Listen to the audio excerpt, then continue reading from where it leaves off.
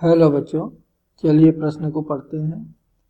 m1 द्रव्यमान की एक वस्तु स्थिर पड़ी m2 द्रव्यमान की दूसरी वस्तु से टकराती है, ऐसा हो सकता है कि।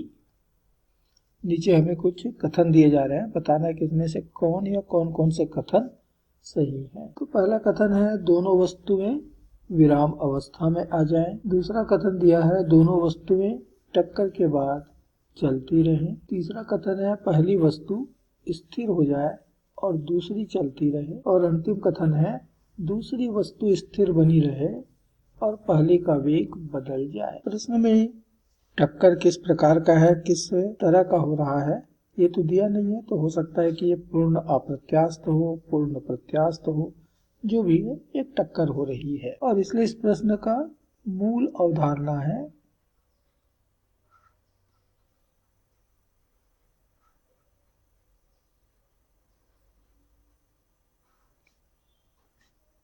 प्रत्यास्थ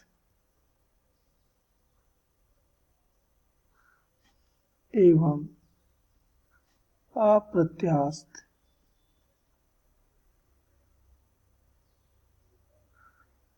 टक्कर।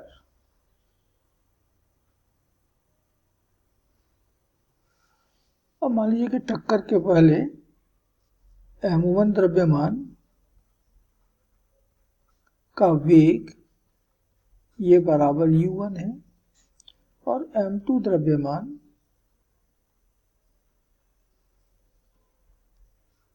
का वेग, इसको हम u2 मान लें तो बराबर 0 है क्योंकि यह स्थिर है। तो प्रत्यास्थ टक्कर में दोनों वस्तुओं का टक्कर मान लेते हैं। प्रत्यास्थ टक्कर है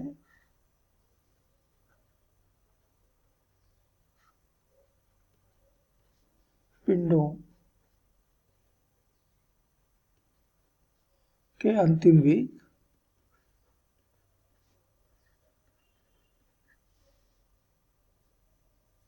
मान लेते हैं कि पहले का v1 है तो बराबर दी जाती है m1 माइनस m2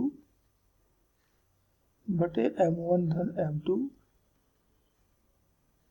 गुणित u1 धन 2m2 बटे m1 धन m2 गुणित u2। अब u2 तो यहाँ पर 0 है, इसलिए ये हो जाएगा m1 माइनस m2 बटे m1 प्लस m2 गुणित u1। इसी प्रकार दूसरे का वेग m2 का वेग v2 टक्कर के बाद का बराबर मिलेगा m2 माइनस m1 बटे m1 प्लस m2 गुणित u2 धन 2m1 बटे m1 धन m2 गुणित u1। अब जैसे हमने u2 शून्य है तो पहला पद तो शून्य हो गया, तो हमको मिल जाएगा 2m1 बटे m1 धन m2। और इसी प्रकार अप्रत्यास्थ टक्कर में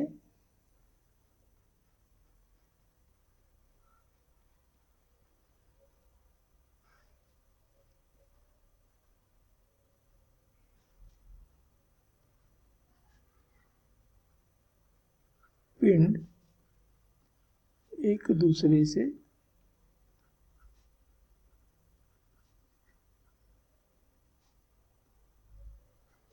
चिपक जाते हैं और संयुक्त पिंड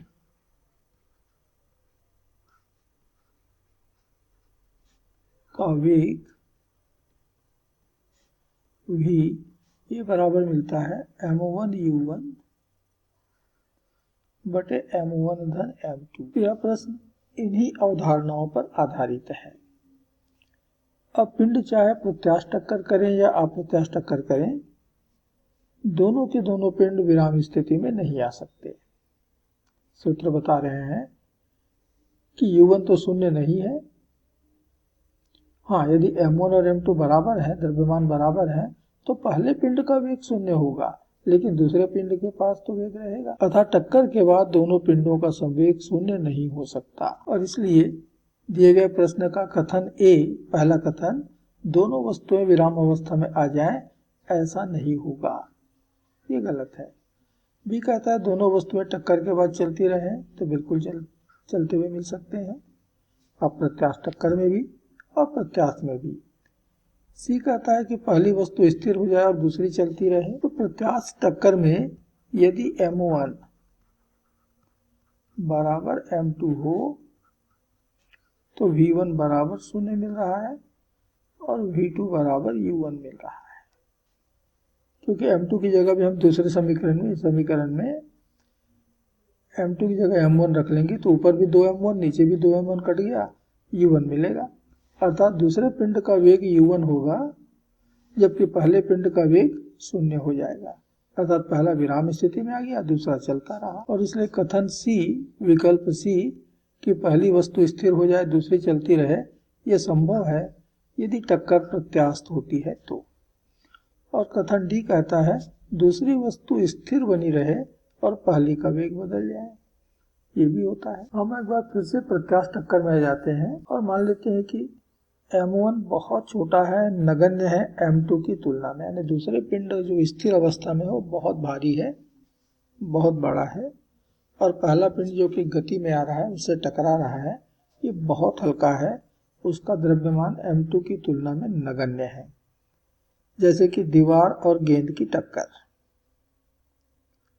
तो दीवार और गेंद की टक्कर में दीवार तो स्थिर ही बना रहता है, हाँ गेंद का वेग बदल जाता है, उसकी दिशा बदल जाती है, अर्थात वेग बदल जाता है। तो प्रत्यास्थ टक्कर में हमने देखा कि V1 बराबर मिल रहा है M1 माइनस M2 बटे M1 धन M2 गुणित U1, और V2 मिल रहा है 2M1 बटे M1 धन M2 गुणित U1।